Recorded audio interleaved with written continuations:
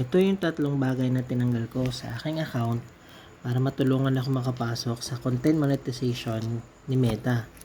And sana makatulong din sa inyo, no? Una, dinilit ko lahat ng video ko na nakapahalang. Yung merong itim sa ibabaw at merong itim sa ilalim. Tinanggal ko lahat yun. Dinilit ko kahit may view siya. Okay lang yun. Tanggalin mo siya. Number 2, tinanggal ko lahat ng mga video ko na merong copyright issue. Tinanggal ko lahat ng mga video ko na naka-mute. Sinong gagawin ko doon? Di ba?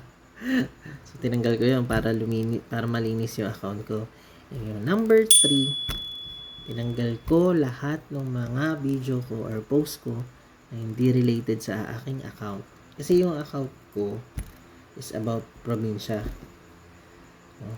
Lahat ng mga bagay na pwede kong magawa sa probinsya, lahat ng mga ginagawa sa probinsya araw-araw, yun yung ano ko yung niche ko or yung area ko. Yun yung idea ng account ko. Lahat ng hindi related doon, tinanggal ko siya. Tinanggal ko para luminis at maging focus yung laman ng buong account ko sa isang topic. So, yun yung mga ginawa ko. Yung unang ginawa ko para matulungan ako makapasok sa content monetization program ni Meta. So, sana makatulong sa inyo yung informasyon na to para matulungan din kayo makapasok sa content monetization ni Meta. So, ingat.